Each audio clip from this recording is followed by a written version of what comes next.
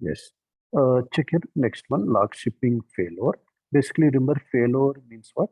When our primary database is crash, we can bring the secondary database online. Okay.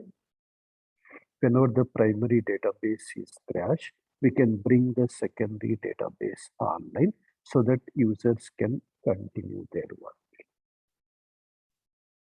Okay. So yeah, making the secondary database available to the users or applications in the event of primary database crash is called failover. It is called as what? Failover. Fail, primary fail. Now connection should be made over to what? Secondary. And see, failure process is, remember, not automatic. It is manual. At the beginning also, we have seen one of the major limitation of log shipping is what? There is no automatic failover. So whenever primary is crash, immediately as a DBA, we have to start working and we have to make the secondary database available to the applications. Okay, so that's why like downtime is there, users experience downtime. For example, morning 3:30 failure happened. Morning 3:30. Immediately, sir, will get the alert or notifications. So I will connect to 3:40. I will check the reason. Then I will make failover by taking 30 minutes or 40 minutes time. Means what? 30 minutes or 40 minutes downtime is there to the applications. Once I bring the secondary database online, okay, then users can continue their work, right? That's remember, there is no automatic failure as part of log shipping. What are the major steps are there here? Okay. For example, here, last log backup means log shipping log backup was generated at 9 p.m. For example, last log backup, but failure happens at 9:10.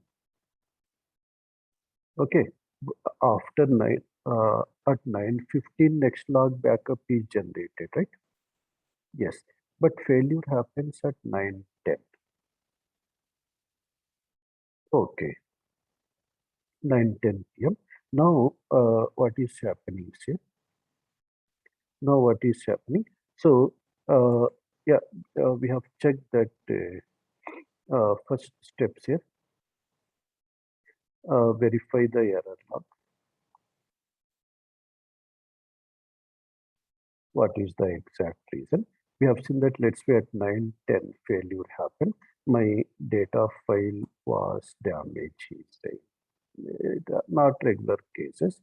We have seen if I check error log, we'll get the error 17204 data file damage. Okay. After checking the data file is damaged, now same problem we have to escalate to our team lead or manager. Once they say that okay, start failover. Okay. Once they approve that okay, you do make failover, make the secondary database as primary. Then remember we can start the failover process. Okay, once the approval is it, take approval. After that, say we can start failover process. Failover process means what? Now we are bringing the secondary database online. We are making the secondary database online so that users can continue their work in their work. Okay. Okay. Now check it. Immediately what I will do, I will take tail log backup. to get this 10 minutes transactions, right? Why? Because last backup 9 p.m. failure happens at 9:10. To get this 10 minutes transactions, I will take what? Tail log backup. After taking tail log backups here, yeah, just remember once we take tail log backup, now remember there is no data loss. Okay, yes, if you are able to take tail log backup, remember, then there is no data loss scenario. If you are unable to take tail log backup, then problem may be there. So, but remember, in 99% scenarios, yeah, we can take tail log backup. There is no issue in 99% scenarios.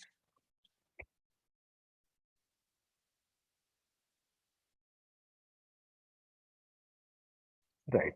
So after that, sir, I will disable backup, copy, restore jobs. Otherwise, unnecessarily will get alerts actually. Okay, error messages like backup job failed. Why? Because database is not online. Okay, okay. After disabling the job, then what I will do? I will, yeah, I will go to secondary server and run copy and restore jobs one time. Why I am running? If any pending files are there which are not copied and restored up to this 9 o'clock, they are copied and applied. If any pending files are there. Okay. Okay. Once they are copied and applied here to secondary database, now changes are synced up to what time? Up to 9. Right?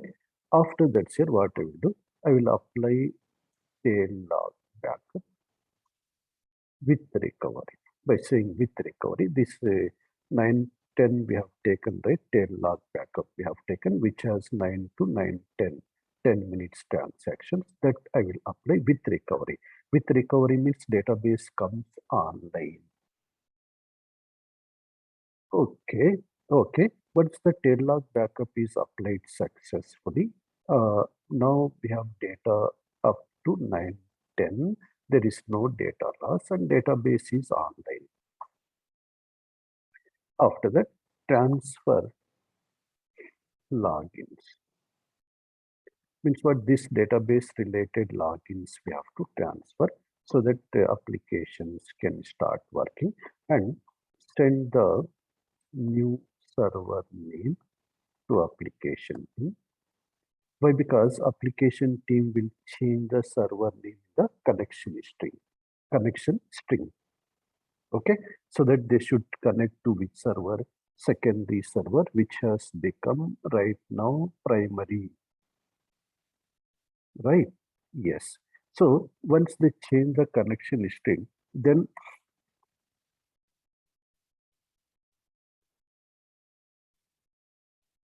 connection string in application. Now application can start working. Okay, application can start working now. Application starts working. Okay. So these are still like we have done failover successfully and applications also started working. Later here again, we have to reconfigure log shipping again. Now secondary is primary now. Okay. So once the previous primary comes online, or we can make the previous primary as secondary for this database now. Like this here, we can again reconfigure log shipping. Right. This is like how we are doing here manually failover process. But let's we will see in our yeah demo. We'll see actually here failure is not happened. Everything is working fine. Just what I will do. So I will make this yeah, failover process. I will simulate here. See, just here, I will go back to primary. We'll go back to primary. Okay. First here, I will disable the jobs here. Okay, go to primary jobs. This is our backup job. Disable one time.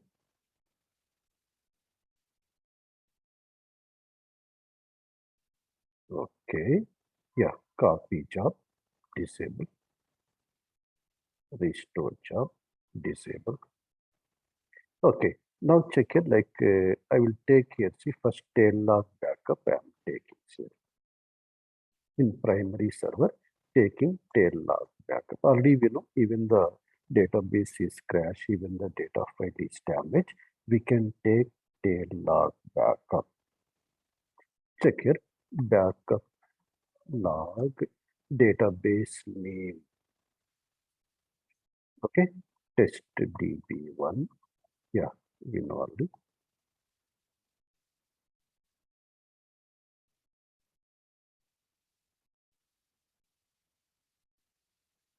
Any name just for understanding understood tail I am saying with no truncate. Already we have seen we are taking tail log backup with no truncate. With stats is optional. Okay. Yes. Generated successfully. Once tail log backup is generated successfully, we have to understand that there is no data loss scenario now. Okay. So I will go back to secondary server. I will run this copy and restore jobs one time here. Why? Because if any pending files are there which are not copied and restored, those files are copied and restored up to 9 o'clock, for example. Now 9 to 9:10, 9 to 9:10 changes we have taken into this tail log backup. We'll apply those the tail log backup here. See.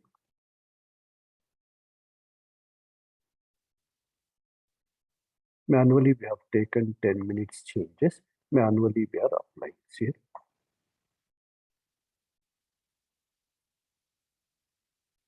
Okay, okay. With recovery, by default, sir, it is there with recovery. Why? Because right now database is there in read-only mode. Once we say with recovery, database comes online.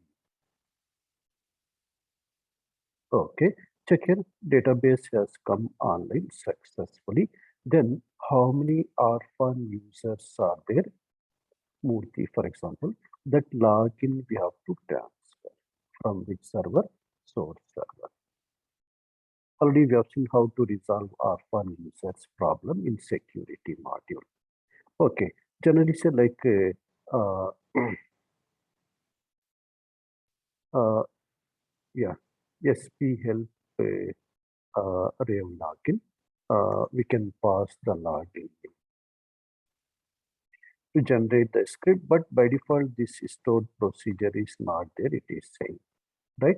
So that's why Microsoft has provided here one stored procedure to which allows to transfer our logins from one server to another server with SID with password, right? Yes, yes. Check here. To transfer the logins already we have seen, go to azure-sql.blogspot.com, my blog, go to FAQs and scripts. Actually, Microsoft has provided this script. I have copy pasted in my blog. Okay. We have to know if I run this script, it will create what? One, yeah, stored procedure. This stored procedure we can use to transfer what? Logins.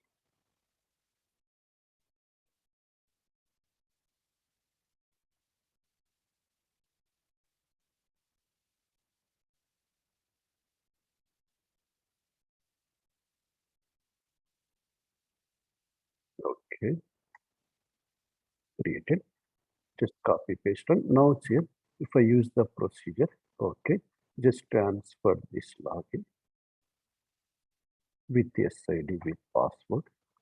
Now immediately application can start working with this database once they change the server name in connection string.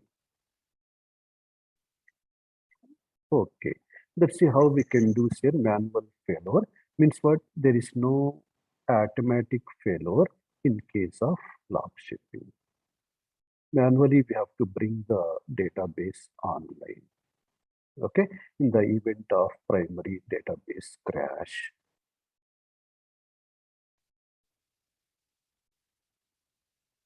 Yes, yeah, this procedure we are running here in master database, right? Yes, okay. So this procedure is not related to user database. That's why even our user database is damaged in primary, we can run this stored procedure, okay? There is no issue. Yes, okay.